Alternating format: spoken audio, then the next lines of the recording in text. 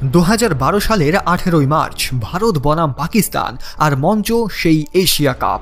Cricket দুনিয়ায় যখনই এই দুটো দল মুখোমুখি হয় তখনই খেলার বাইরে এক অন্যরকম আবেগ জড়িয়ে যায়। প্রতিটি বল, প্রতিটি রান, প্রতিটি উইকেট সব কিছুতেই থাকে একটা চাপা উত্তেজনা। ভারতীয় ফ্যান্সদের বুক তখন ধকপক করছে, কারণ সেই সময় পাকিস্তান ছিল ভয়ঙ্কর শক্তিশালী একটা দল। তাদের ওপেনার হাফিজ আর তরুণ নাসির জামশেদ দুর্দান্ত ফর্মে, ইউসুফ, ইউনিস, মিসবাহ একটার পর একটা বড় বড় নাম। ভারতের বোলিং তখন খুব একটা ধারালো বলা যায় না, তাই ম্যাচ শুরুর আগেই অনেকেই ভেবেছিল আজ হয়তো ভারতের অবস্থা খারাপ হতে চলেছে। কিন্তু ক্রিকেটের সৌন্দর্য হলো এখানে ভবিষ্যবাণী সব সময় মেলে না। আর এই উত্তেজনার ভিড়েই ছিল এক তরুণ, যার চোখে ছিল আগুন, যার ব্যাটে ছিল আত্মবিশ্বাস। তখনও সে মহেন্দ্র সিং ধোনি বা শচীন তেন্ডুলকারের মতো বড় কিংবদন্তি হয়ে ওঠেনি। তখনও অনেকে নিয়েই তাকে সন্দেহ করত যে এই ছেলেটা পারবে তো, এর এত বাড়াবাড়ি, এত অ্যাটিটিউডের আসল মানে কি। কিন্তু সেই দিন সেই 22 গজের মধ্যে দাঁড়িয়ে এক তরুণ তার ব্যাট দিয়ে পুরো বিশ্বকে উত্তর দিয়েছিল, আর তার নাম হলো বিরাট কোহলি।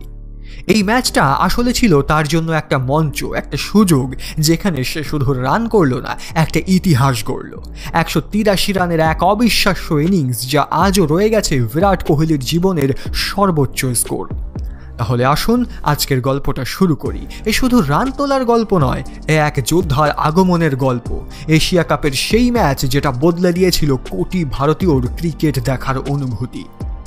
মঞ্চটা ছিল ঢাকার মিরপুরের শেরেবাংলা জাতীয় স্টেডিয়াম। তারিখ 18 মার্চ 2012। এশিয়া কাপের একেবারে গুরুত্বপূর্ণ ম্যাচ, ভারত বনাম পাকিস্তান। চারপাশে হাজার হাজার দর্শক, আর সবার চোখে মুখে শুধু উত্তেজনা। মাঠ ভর্তি পাকিস্তানি সমর্থকদের ঢল।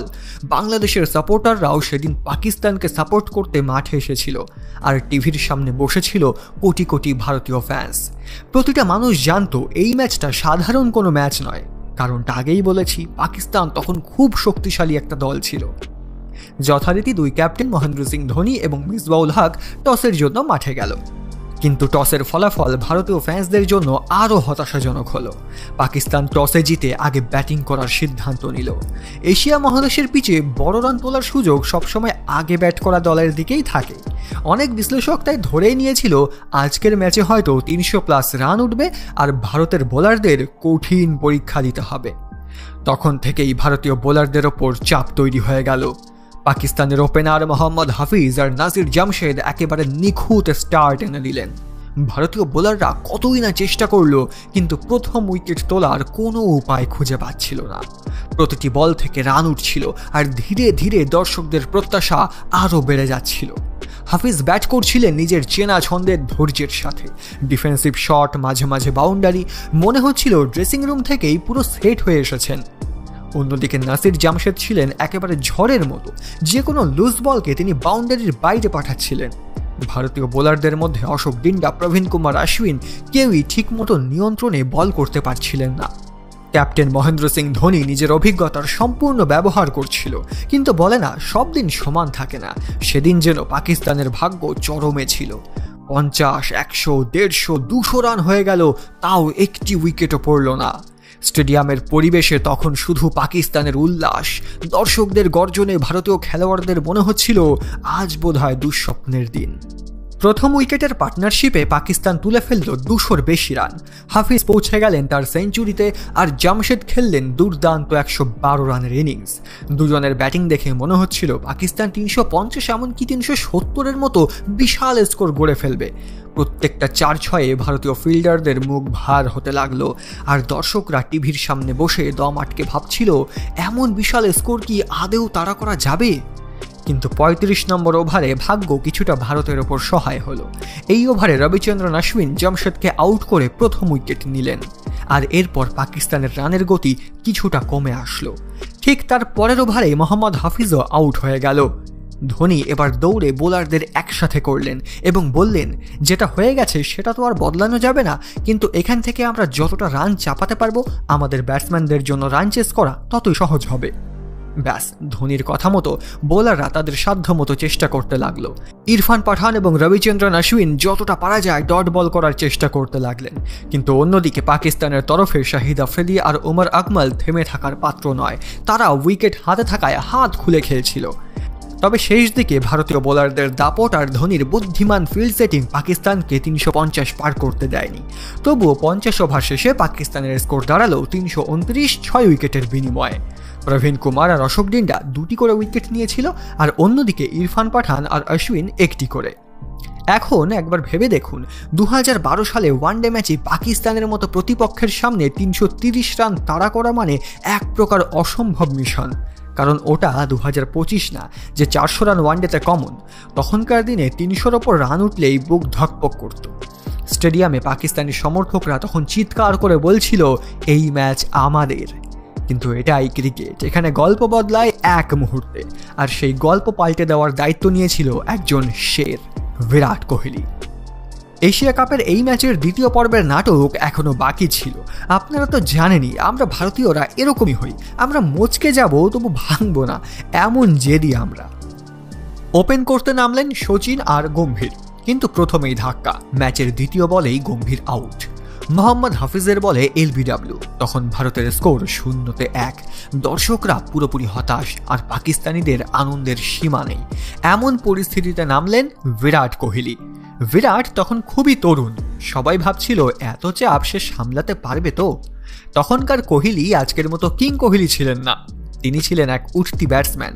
সবাই জানতো ছেলেটার ট্যালেন্ট আছে, কেউ একটা ভালো ইনিংসও খেলেছেন, কিন্তু বড় মঞ্চে, বিশেষ করে পাকিস্তানের বিপক্ষে এত বড় রান চেজে তিনি পারবেন কিনা সেটা নিয়ে প্রশ্ন ছিল। কোহলি নামার মুহূর্তে তার চোখে মুখে এক ধরনের অসম্ভব আত্মবিশ্বাস দেখা যাচ্ছিল, যেন তিনি ভেতরে ভেতরে বুঝে গিয়েছিলেন আজ একটা সুযোগ এসেছে, আর এটা হাতছাড়া করা যাবে না।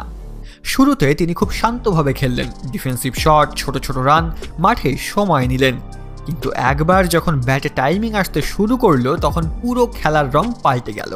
কভার ড্রাইভ মারছিলেন একেবারে দেখার মতো, মিড উইকেট দিয়ে এমনভাবে ফ্লিক করছিলেন যেন মনে হচ্ছিল কতই না অভিজ্ঞ ব্যাটসম্যান। পাকিস্তানি ফাস্ট বোলারদের শর্ট বলও তিনি দারুণভাবে সামলাচ্ছিলেন। প্রতিটি ভালো শটের পর দর্শকরা হাততালি দিতে শুরু করলো। টিভির সামনে বসে থাকা ভারতীয় সমর্থকদের মনে তখন একটাই কথা, আজকে হয়তো এই ছেলেটাই কিছু করবে। অন্য প্রান্তে ছিলেন শচীন তেন্ডুলকর। তিনি শান্তভাবে খেলছিলেন আর কোহলিকে সাহস দিচ্ছিলেন। ধীরে ধীরে দুইজনের মধ্যে একটা সুন্দর পার্টনারশিপ তৈরি হলো।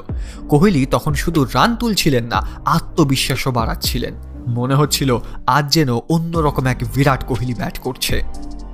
তবে একটা বড় রান চেজ করতে গেলে শুধু একজন ব্যাটসম্যান যথেষ্ট নয়, দরকার হয় সঠিক সময়ে সঠিক পার্টনারশিপ। আর এই ম্যাচে বিরাট কোহলিকে সেই সাপোর্ট দিয়েছিলেন প্রথমে শচীন তেন্ডুলকর, তারপরে রোহিত শর্মা। গম্ভীর দ্রুত আউট হয়ে যাওয়ার পর চাপটা একটু বেড়ে গিয়েছিল, কিন্তু তখন পাশে দাঁড়ালেন শচীন। অভিজ্ঞ ব্যাটসম্যান হিসেবে তিনি জানতেন কিভাবে খেলা সামলাতে হয়। তিনি কোহলিকে সেট হতে সাহায্য করলেন, নিজের শট খেলে রান তুললেন। ছোট ছোট পার্টনারশিপের মধ্যে দিয়ে দুইজন ধীরে ধীরে ইনিংস গড়তে লাগলেন। শচীন যখন 52 রান করে আউট হলেন, তখন ভারতের স্কোরবোর্ডে উঠে গিয়েছিল 133 রান। এটা ভারতের জন্য একটা ভালো স্টেজ তৈরি করে দিল। এরপর মাঠে এলেন রোহিত শর্মা। তখনকার রোহিত আজকের মতো সুপারস্টার ছিলেন না, অনেক সময় তিনি ধারাবাহিকভাবে রান তুলতে পারতেন না, কিন্তু সেই দিন তিনি ধৈর্য দেখালেন। কোহলিকে সাপোর্ট দিয়ে ইনিংস তৈরি করতে লাগলেন। দুজনের মধ্যে দারুণ বোঝাপড়া ছিল। একদিকে কোহলি আগ্রাসীভাবে খেলছিলেন, অন্যদিকে রোহিত রান ঘোরাচ্ছিলেন, সিঙ্গেল ডাবল নিয়ে চাপ কমাচ্ছিলেন। যখনই সুযোগ পাচ্ছিলেন সুন্দর কিছু বাউন্ডারি মারছিলেন। অন্যদিকে কোহলিও ধীরে ধীরে তার রান বাড়াতে শুরু করল। প্রথম 50 রান করলেন 52 বল খেলে, কিন্তু সেই 50 ছিল অনেক ভরসার। দর্শকরা বুঝে গেল আজ কোহলি সিরিয়াস। পাকিস্তানের বোলাররা এদিকে প্রাণপণে চেষ্টা করছিল কোহলিকে আউট করার, কিন্তু কোহলির ব্যাট থেকে বল বেরিয়ে যাচ্ছিল নিখুঁত টাইমিংয়ের সাথে। 50-র পর কোহলির ব্যাটিং আরও ফাস্ট হয়ে গেল। এখন তিনি শুধু রান তুলছিলেন না, পাকিস্তানি বোলারদের ওপরও চাপ তৈরি করছিলেন। কভার ড্রাইভ, স্কোয়ার কাট, মিড উইকেটে ফ্লিক, প্রতিটি শটই দর্শকদের চোখে আনন্দের ঝিলিক ফেলছিল। দেখতে দেখতে 23 ওভার পরে ভারতের স্কোর 150 রানের ওপর পৌঁছে গেল। রোহিত আর কোহলি দারুণ ছন্দে ব্যাটিং করছিল। তারপর এলো সেই বড় মুহূর্ত, সেঞ্চুরি। কোহলি যখন 100 রান পার করলেন তখন পুরো স্টেডিয়ামে ভারতীয় দর্শকদের গর্জন শোনা যাচ্ছিল। টিভির সামনে কোটি কোটি মানুষ লাফিয়ে উঠেছিল আনন্দে। সেঞ্চুরির পর কোহলি একেবারে অন্য মুডে চলে গেলেন। তিনি যেন বুঝে গিয়েছিলেন আজ থামার দিন নয়। সেঞ্চুরির পর তার ব্যাটিং আরও আগ্রাসী হলো। পাকিস্তানের পেসার ওমর গুল, স্পিনার আজমল, কারোর হাতেই তখন আর কোনো জাদু বাকি ছিল না। কোহলি একের পর এক 4-6 মারতে লাগলেন। প্রতিটি শটে বোঝা যাচ্ছিল তিনি শুধু ম্যাচ জিততে নয়, ইতিহাস তৈরি করতে নেমেছেন। দর্শকরা তখন শুধু একটা কথাই বলছিল, এই ছেলেটা আলাদা, এ একদিন ভারতকে অনেক দূর নিয়ে যাবে। 33 নম্বর ওভারে ভারত 200 রান পূর্ণ করল। উইকেট পড়েছিল মাত্র 2টো। টিভির সামনে বসে যে সমস্ত ভারতীয় ফ্যান্সরা খেলা দেখছিল তাদের মনে এবার একটা কনফিডেন্স এলো, কারণ তখন আর জিততে দরকার মাত্র 130 রান। ম্যাচ তখন প্রায় ভারতের দিকেই হেলে গেছে। কোহলির ব্যাট থেকে বেরিয়ে আসছিল একের পর এক রান। পাকিস্তানি বোলারদের চোখে মুখে তখন হতাশা। তারা যতই কৌশল ব্যবহার করুক, কোহলিকে থামানো যাচ্ছিল না। অন্যদিকে রোহিত শর্মা দারুণভাবে বিরাট কোহলির সাথ দিচ্ছিলেন। 35 নম্বর ওভারে রোহিত তার 50 রান পূর্ণ করল 62 বলে। রোহিতের ইনিংসটা খুব স্লো মনে হলেও এই সময় এটা ছিল একটা অমূল্য পার্টনারশিপ, কারণ রোহিত যদি তখন না দাঁড়াতো তাহলে কোহলি প্রচণ্ড চাপে পড়ে যেত। পাকিস্তানি ক্যাপ্টেন মিসবাউল হক অনেক চেষ্টা করল উইকেট তোলার, কিন্তু সেদিন বিরাট এক অন্য ভাগ্য নিয়ে এসেছিল।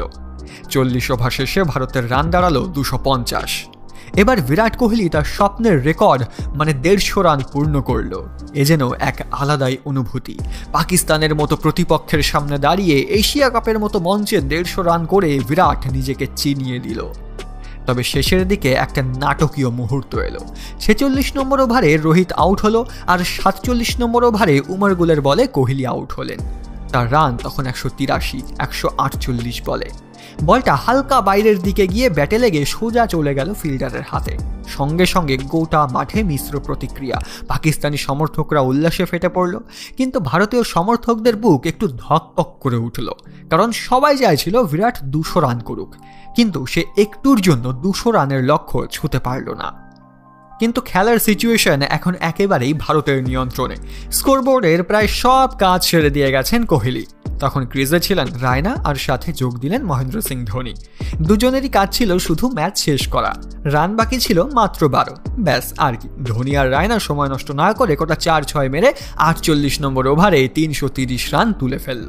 13 বল হাতে রেখেই ভারত পাকিস্তানকে হারিয়ে দিল 6 উইকেটে। স্টেডিয়ামের পরিবেশ তখন পুরো পাল্টে গেছে। পাকিস্তানি সমর্থকরা হতাশ, আর ভারতীয় দর্শকদের মুখে তখন আনন্দের জোয়ার। সেদিন বিরাট কোহলির 183 রান শুধু একটা ইনিংস ছিল না, এটা ছিল একটা ট্রেলার। এই 183 রান এখনও এশিয়া কাপের ইতিহাসে সর্বোচ্চ ব্যক্তিগত স্কোর। আজও সেটা কেউ ভাঙতে পারেনি।